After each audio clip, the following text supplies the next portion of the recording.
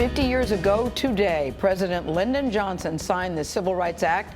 76% of Americans in a new CBS News poll say the legislation was a very important event in U.S. history, but only 5% think all of the goals of the civil rights movement have been achieved. There is no question that the effort inspired many to speak up for social justice.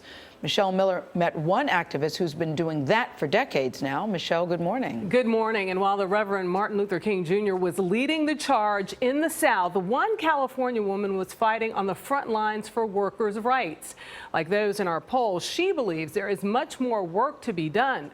And while her name's rarely mentioned in the history books, she may just be the most vocal activist you've never heard of.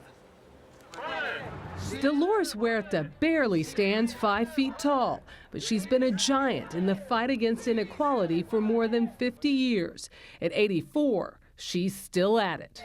Did you still expect to be marching at this point? It's 2014.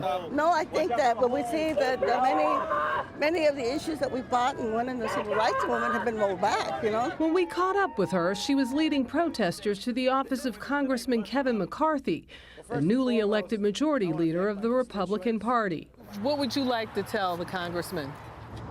To do his job. Her passion and determination go back to a battle she began in the 1960s.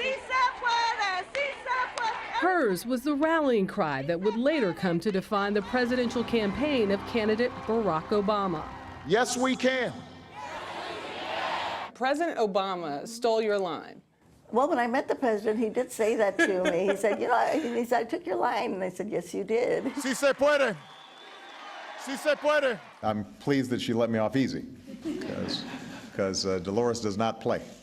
Huerta has received the nation's highest honors. She co-founded the United Farm Workers Union with Cesar Chavez, fought for feminism with Gloria Steinem, and battled for social change. A new photo exhibit in Los Angeles pays tribute to her early life. And I was a majorette. I was one of the first Latina majorettes in California, I think. She grew up in Stockton, California, made famous in John Steinbeck's The Grapes of Wrath. Teaching the children of farm workers opened her eyes to injustice. Many of the children that were in my classroom, by the way, they were not Latino children. Most of them were Anglo children. They used to call them the Okies.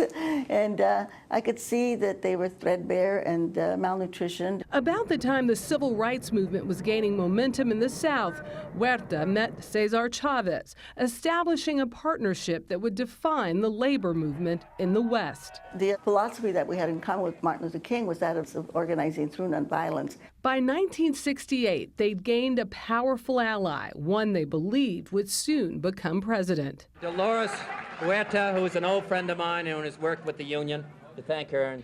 She stood by Robert Kennedy's side the night he won the California Democratic primary. It was absolutely joyous because we knew that we were going to have a president that really cared about poor people, working people, people of color. And now it's on to Chicago, and let's win there. The joyous feeling that night was soon replaced by worry. I remember thinking, he doesn't have security. And that thought came to me 3 different times during the night. But I didn't say anything because I just didn't want to put any kind of damper on the evening. He had just given you a shout out. Right, and then I felt guilty for years. I felt so guilty because if I just would have said something. Kennedy's assassination was just 2 months after Martin Luther King Jr. was killed. Despite the loss of those civil rights icons, Dolores Huerta continued to fight. Who's got the power? We got the power! She's still speaking out and teaching a new generation to do the same. No plans for retirement anytime soon. Well, as long as I have health and energy, and then I want to keep on going. I want to keep teaching people how to organize. We can do it. Or as Dolores would say, si se puede.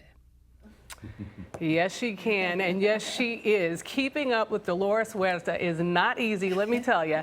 She still runs a foundation full-time, and what's even more amazing, she raised 11, count them, wow. 11 children. She says she had a lot of help, but this is a woman who is pro-choice. Whoa. 11 kids. Wow. Amazing. Everyone has their own choice. I'm so glad you did this piece, Michelle, because I had never heard of her and I was feeling embarrassed. How did I miss her? But a lot of people had never heard of her. That's why it's great that you're introducing us to her, a whole new generation. to see And the work she did. She's still out there. She's still mentoring young women, trying to get them to, see their own worth, their own value, and the leader inside of themselves. With 11 children. True hero. Yes, yes, very much so. Thank you, Michelle Miller. welcome.